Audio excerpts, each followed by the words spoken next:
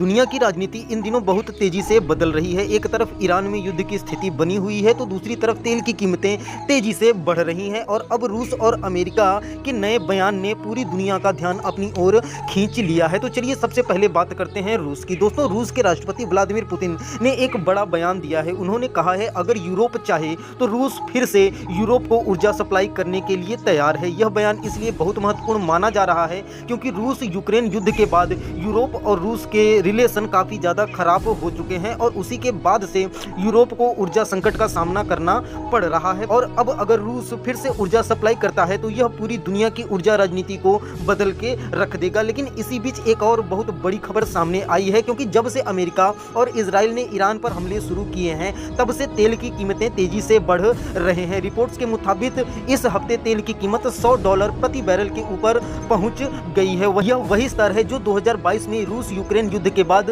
देखा गया था। तेल की कीमत बढ़ने का असर सिर्फ तेल कंपनियों पर नहीं पड़ता, इसका असर पेट्रोल, डीजल, सामान की कीमत और पूरी वैश्विक अर्थव्यवस्था पर पड़ता है। और इसी बीच अमेरिका के राष्ट्रपति डोनाल्ड ट्रंप ने ईरान युद्ध को लेकर एक बहुत बड़ा बयान दिया है। उन्होंने कहा है कि ईरान की जंग बहुत जल्द खत्म हो सकती है। हालांकि उन्होंने यह साफ नहीं किया कि यह जंग खत्म कब होगी, लेकिन उनका यह बयान पूरी दुनिया में चर्चा का विषय बन गया है। और इसी बातचीत के दौरान ट्रंप ने एक और चौंकाने वाली बात कही है। उन्होंने कहा है कि क्यूबा इस समय गहरी मुश्किल में है। उन्होंने यह भी कहा कि अमेरिका इस स्थिति पर अपनी नजरें बनाए हुए है और यह संकेत देते हुए कि आने वाले समय में अमेरिका का कदम फ्रेंडली टेक ओवर भी हो सकता है या शायद नहीं भी। इस बयान ने अंतर्राष्ट्रीय राजनीति में नई बहस छेड़ दी है और अगर इन सभी घटनाओं को एक साथ देखें तो दुनिया के सामने कई बड़े सवाल खड़े हो जाते हैं। क्या सच में रूस यूरोप को फिर से ऊर्जा देगा? क्या ईरान का युद्ध वाकई जल्द में खत्म हो सकता है? और क्यूबा को लेकर अमेरिका की अगली चाल क्या होगी? इन सभी सवालों का असर